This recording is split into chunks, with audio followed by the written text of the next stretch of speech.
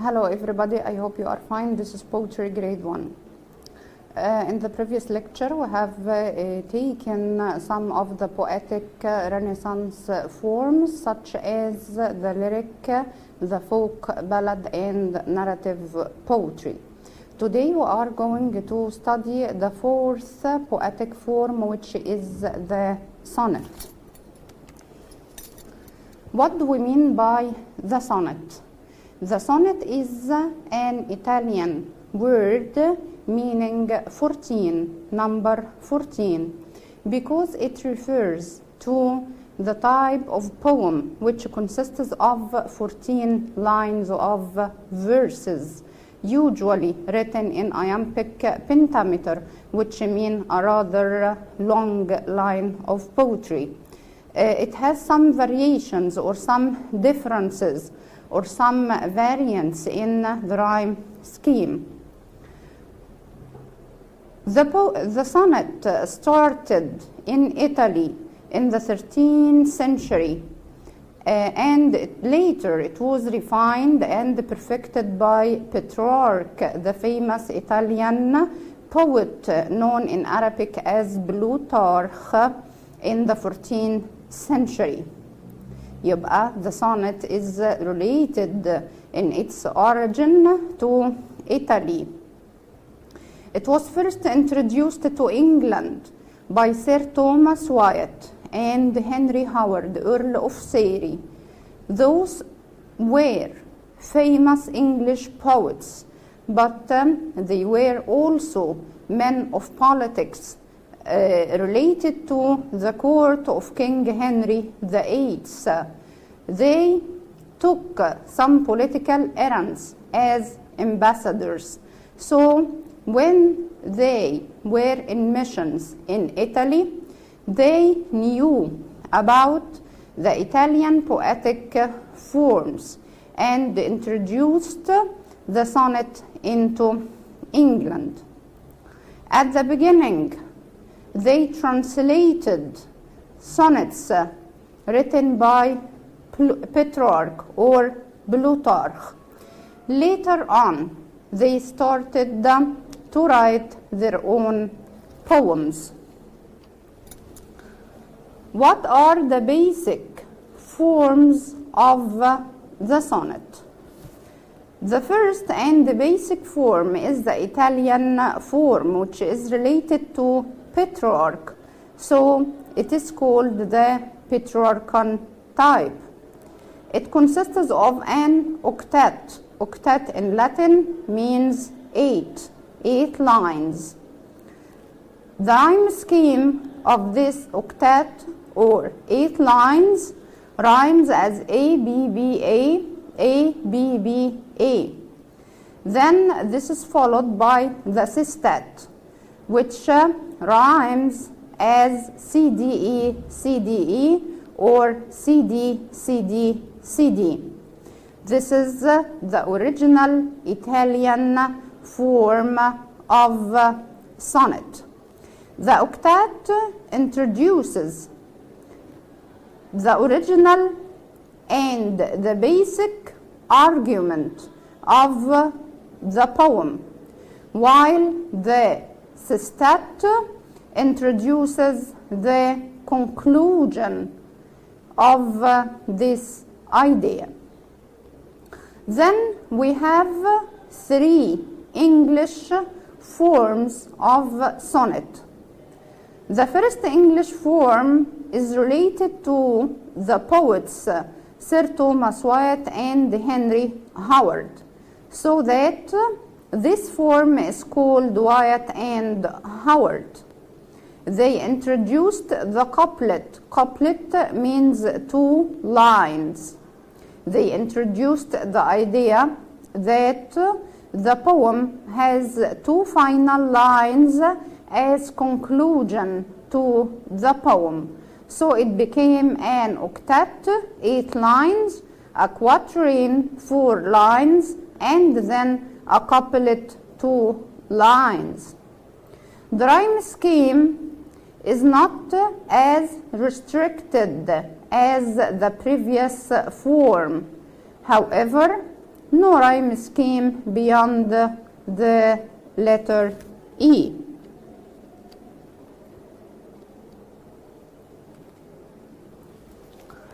Then we have the Shakespearean form. William Shakespeare wrote a sonnet cycle, a book of sonnets composed of 154 sonnet poems.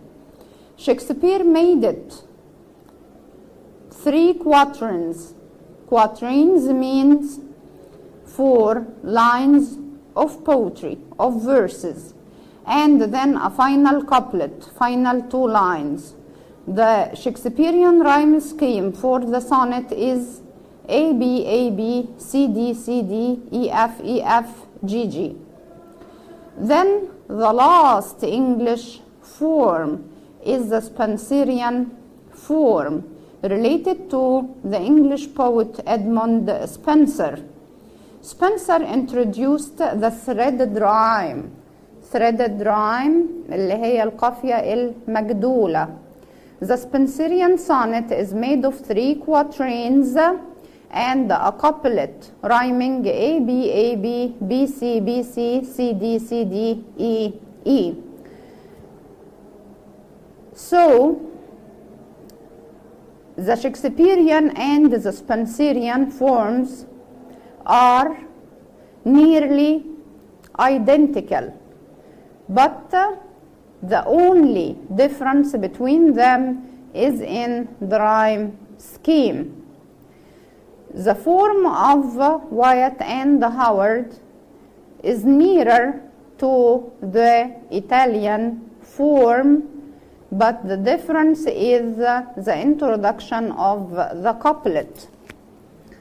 Today we are going to take an example of an English sonnet written by William Shakespeare.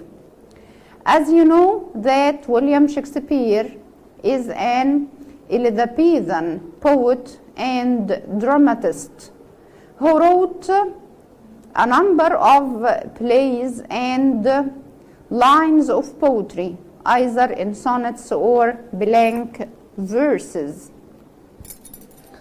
Shakespeare was born in 1564 and died in 1616. He was an English poet, playwright, and actor. He was widely regarded as the greatest writer in the English language. He was often called England's national poet, الشاعر القومي لبريطانيا, and the Bard of Avon, اللي هو شاعر Avon. His works consists of 38 plays, يعني كتب 38 مسرحية, 154 sonnets, و154 قصيدة سونيتا, يعني قصيدة طولها 14 بيت, and a few other verses, ومجموعة من الأشعار الأخرى. Today we are going to study the most famous Shakespearean sonnet. Shall I compare this sonnet has many controversy among critics about the person to whom this sonnet is addressed. Some critics believe that it was addressed to a black woman. Other critics believe it was addressed to a male friend, and the third party of critics believe that it was addressed to the Shakespearean lover. We are not actually interested in the person to whom this sonnet is addressed, but we are interested in illustrating the characteristics of the sonnet through these lines of poetry. The title of the sonnet is Shall I Compare Thee? As you know that the is an old English word meaning you, so that Shakespeare is addressing someone whom we don't know, telling him or her, shall I compare you? يعني تسمح لي أشبهك بحاجة. Shall I compare thee to a summer's day?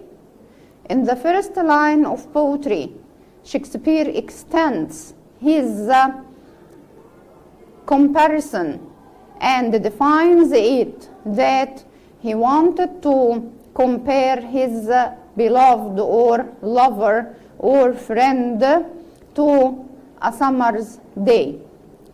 Perhaps you might be astonished when you learn the fact that he wanted to compare his friend or lover to a summer's day, because a summer's day in the Oriental or Eastern civilization is not something very fine. But you have to remember the cultural differences between the Eastern and the Western civilization.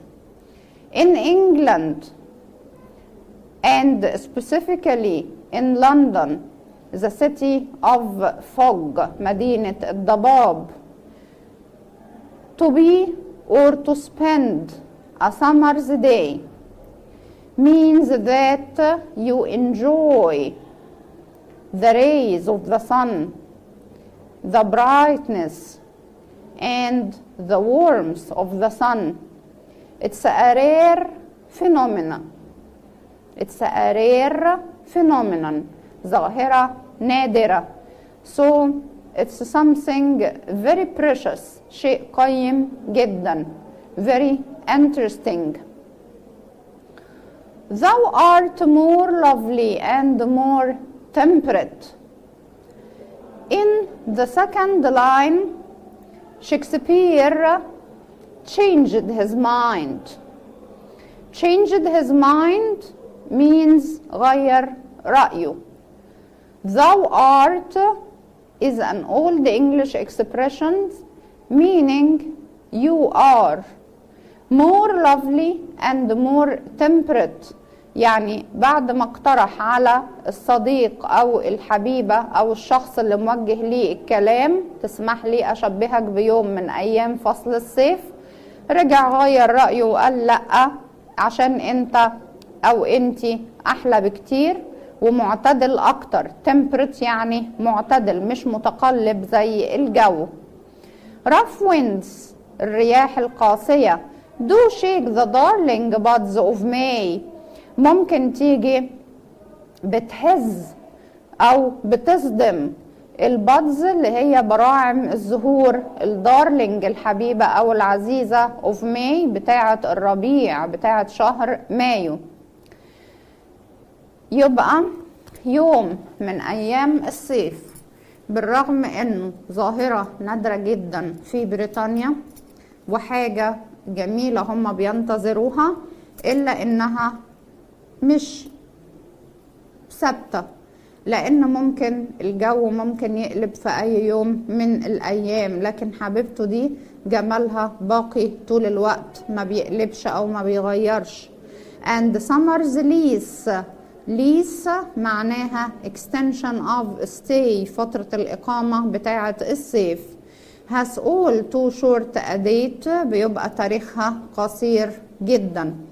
يعني حتى لو اتكلمنا ان فصل الصيف هيمر بمنتهى الهدوء والجمال وان مفيش اي مشكلة خالص، فالفصل الصيف ما بيقعدش كتير في بريطانيا، فبيبقى مثلا لو هنقول شهر او شهرين بيبقى في قصادهم 10 شهور الجو فيها متقلب ومش حلو، لكن جمال حبيبته باقي طول العام. Sometime too hot the eye of heaven shines. أحيانا كمان في الجو بتبقى الشمس حامية جدا. too hot. The eye of heaven means the sun. It's a symbol for the sun. The sun is compared to the eye of heaven. أحيانا بيبقى الجو حر بزيادة. And often is his gold complexion dimmed. وأحيانا بشرة الشمس الذهبية dimmed بتعتم. ليه بيقول عن الشمس his واحنا عارفين ان his ده للماسكيولين المذكر؟ عشان في الثقافة الإنجليزية الشمس مذكر والقمر مؤنث عكس الثقافة العربية، فنخلي بالنا في الترجمة من الفروق دي. his gold complexion اللي هي بشرته الذهبية دي هتترجم بالعربي بشرتها الذهبية اللي هي بشرة الشمس. مالها بشرة الشمس؟ dimmed بتتعتم، يعني بيحصل حواليها غيوم، ما بنبقاش وصل لنا ضوء الشمس بشكل كافي. and every بسبب ان في شوية ضباب او غيوم او شبورة. and every fair from fair sometime declines.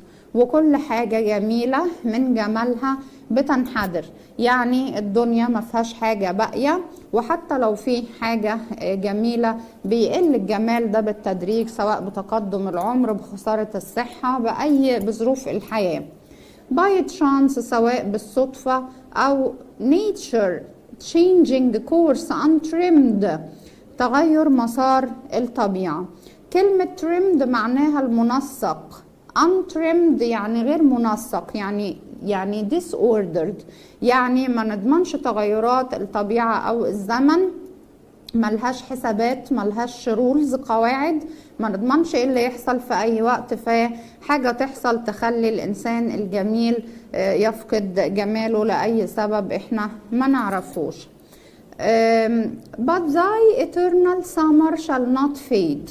هنا بقى هو بيكلم حبيبته بشكل مباشر، بيقول لها لكن thy ده old English بمعنى your eternal summer صيفك انتي الخالد. هنا الصيف ما يقصدش بيه فصل الصيف، ولكن يقصد بيه جمالها، جمالها اللي تشبه بفصل الصيف. shall not fade مش هيدبل أبدا.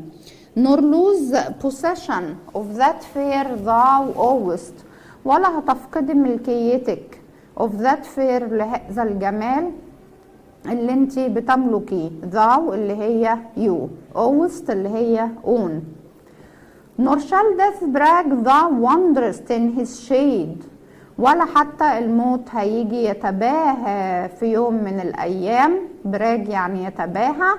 thou wanderest ان انتي بتتجولي in his shade في ظله، يعني الموت مش هيقدر يموت حبيبة شكسبير ولا يتباهى ان هو خلص عليها ابدا. ليه بقى؟ ايه السبب؟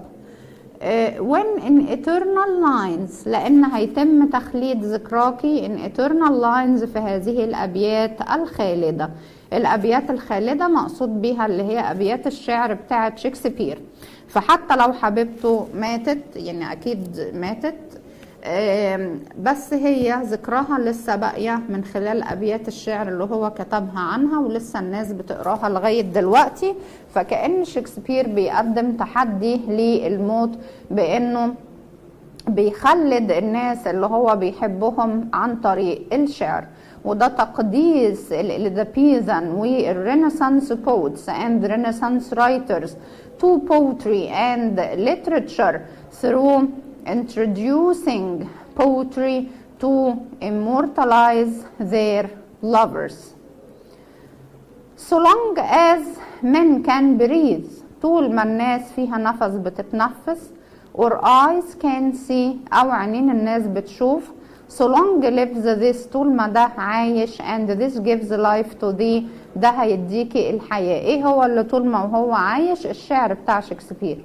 طول ما الشعر بتاع شكسبير عايش والناس بتقراه ده هيمنح الحياة لحبيبته، لأنها هتفضل ذكراها مخلدة من جيل إلى جيل.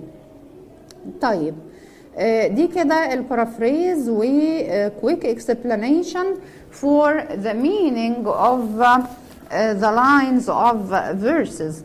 هنشوف الفيجرز اوف سبيتش اللي هي بعض الصور البيانية في القصيدة. The first line shall I compare thee to a summer's day. أولا ده rhetorical question. rhetorical question سؤال بلاغي، سؤال بلاغي. وقلنا ان السؤال البلاغي it needs no answer، سؤال مش بيحتاج اجابة ولكن بيبقى معمول للتأكيد، تأكيد جمال حبيبته. summer's day يوم من ايام الصيف. هنا الصيف مش مقصود بيه فصل الصيف التقليدي، مقصود بيه the symbol of beauty، رمز الجمال، a rare phenomenon، ظاهرة نادرة. اما رجع قال thou art more lovely and more temperate، عندنا more ومور في بينهم اولا alliteration جناس استهلالي، هما الاتنين بادئين بالام ساوند، وفي نفس الوقت في بينهم repetition تكرار to emphasize the meaning بيؤكد المعنى ان حبيبته اكثر جمالا من حتى الظاهرة النادرة. rough winds do shake the darling buds of May. darling buds of May، كلمة darling العزيزة أو الحبيبة احنا عارفين انها بتتقال على الأشخاص اللي احنا بنحبهم جدا جدا جدا بس، فهنا ده فيها personification تشخيص للبادز اوف ماي اللي هي براعم الزهور اللي بتطلع في الربيع، انها زي أطفال عزيزة أو حبيب عزيز أو غالي جدا. rough winds الرياح القاسية اتشبهت برضو بإنسان يعني قاسي أو غليظ الطباع. rough winds personification. summer's lease فترة إقامة الصيف دي برضو personification تشخيص. summer is compared to a guest who stays for a very short time، إن فصل الصيف اتشبه إن هو ضيف بيقعد عندنا على مدار العام كله فترة قصيرة جدا وبيمشي بسرعة. طيب هنبص على الرايم سكيم. day ده هنا هتاخد حرف ال A. temperate B. May زي day فهتاخد حرف ال A. date زي هنمشيها مع temperate هتبقى B، يبقى A B A B. ده بالنسبة للفيرست stanza. The second stanza or the second quatrain. Sometime too hot the eye of heaven shines. هنا عندنا the eye of heaven. eye of heaven دي metaphor to the sun، هنا كناية عن الشمس. مين هي الاي اوف هيفن؟ دي كناية عن الشمس. الشمس هي اللي اتشبهت انها عين السماء، وفي نفس الوقت داخل نفس الصورة في عندنا personification تشخيص ان الهيفن السماوات اتشبهت انها a person who has two eyes one of them is the sun.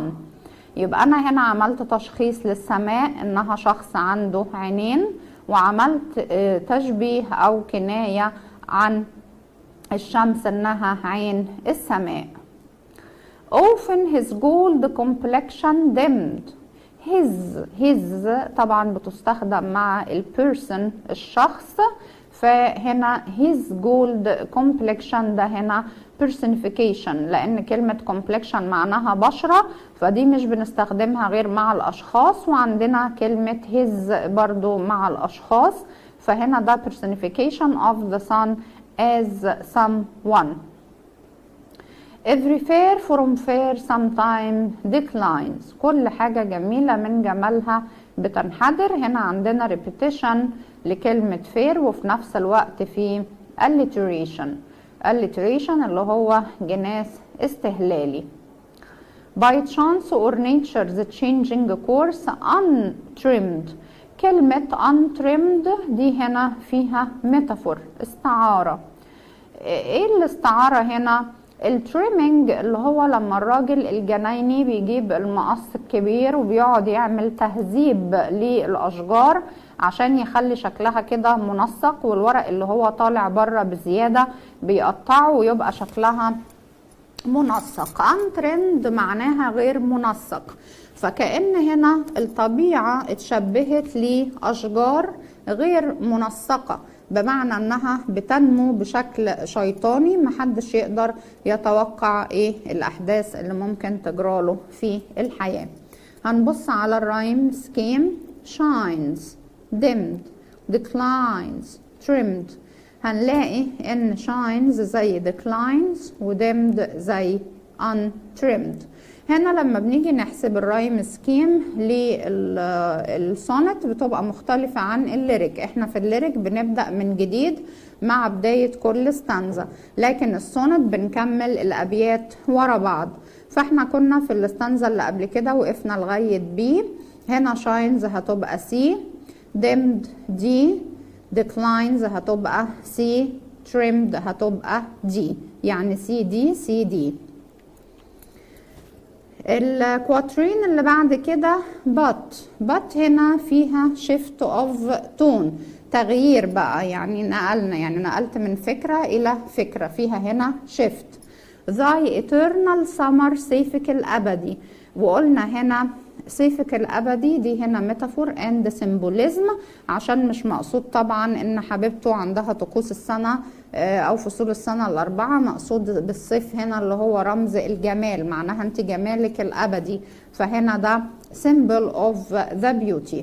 shall not fade لن يذبل أو يتلاشى، فهنا فيها ميتافور in the beauty of his beloved is compared to a flower، اتشبه بوردة which does not fade، الوردة دي مش بتدبل وبتفضل على طول محتفظة بجمالها ورونقها. طبعا ده فيه هايبرابل، نوع من المبالغة، لأن ما فيش أي إنسان مهما كان جميل إن هو هيفضل جميل على طول ويقاوم للزمن. nor lose possession of that fair، هنا دي فيها ميتافور لأن الفير الجمال ده is compared to a concrete object which can be possessed by anyone، اتشبه ان هو حاجة شيء ملموس أنا بمتلكه، زي ما يكون عندي حاجة ملكي فبقول أنا مش هسيبها لحد.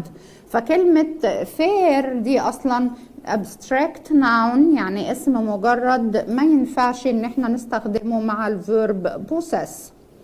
nor shall death brag، الموت يتباهى، ده هنا في personification تشخيص. the death is personified as a person who brags when he puts an end to the life of people. the word shade ظل، طبعا احنا عارفين ان ظل بتستخدم مع الاشجار، بنستظل بايه؟ بظل الشجرة، فهنا دي فيها ميتافور استعارة، ان death is compared to a huge tree which has shade covering people. eternal lines الأبيات الخالدة دي refers to the lines of poetry of William Shakespeare، ودي هنا بتعبر عن شكسبير's pride، يعني فخره هو أو كبريائه بالأبيات بتاعته هو، إن هو بيوصف الأبيات بتاعته إنها أبيات خالدة، وواثق من نفسه إنها هتفضل تتقري على مدار الزمان. The final couplet آخر بيتين so long as men can breathe، طول ما الناس بتتنفس، or eyes can see، والناس بتشوف بعينيها، so long lives this. عندنا آخر بيتين بادئين ب so long، وكان البيت التاني والتالت بادئ بنور. هنا في الحالة دي بيبقى البيتين اللي بيحصل فيهم الظاهرة دي ان هما بيبدأوا بنفس الطريقة او بيكون فيهم repetition in the structure، بيبقى حاجة اسمها parallelism يعني توازي، يعني البيتين ماشيين في توازي مع بعض، بادئين او بيحتووا على نفس الستراكشر. ففي عندي هنا parallelism، nor lose nor shall، so long. طيب الباراليليزم هنا بعد كده بيقول so long live this، طول ما ده عايش، ده هنا personification. personification تشخيص لإيه؟ lines of poetry of Shakespeare are compared to a person who lives for a long time. This gives life to thee. ده هيديكي انت حياة، يعني طول ما انا ابيات الشعر بتاعتي عايشة ده هيمنحك الحياة. دي هنا ميتافور استعارة مكنية. life is compared to a gift. كأن هنا ويليام شكسبير بيمنح حبيبته هدية. الهدية دي اللي هي المحياة، ان هو يديها حاجة تخليها عايشة على طول، عايشة للأبد في ذكرى الناس من خلال أبيات الشعر بتاعته. دي كده the end of the interpretation of this poem. Then in your book you will find the paraphrase and the figures of speech for what we have said during this lecture. This is the first quatrain, means the first 4 lines as we have explained. Then the second quatrain or the second 4 lines, third quatrain, and then the final couplet. I hope you enjoy and benefit from this lecture. Thank you for your listening and follow up, and goodbye, wishing you the best of luck. Thank you.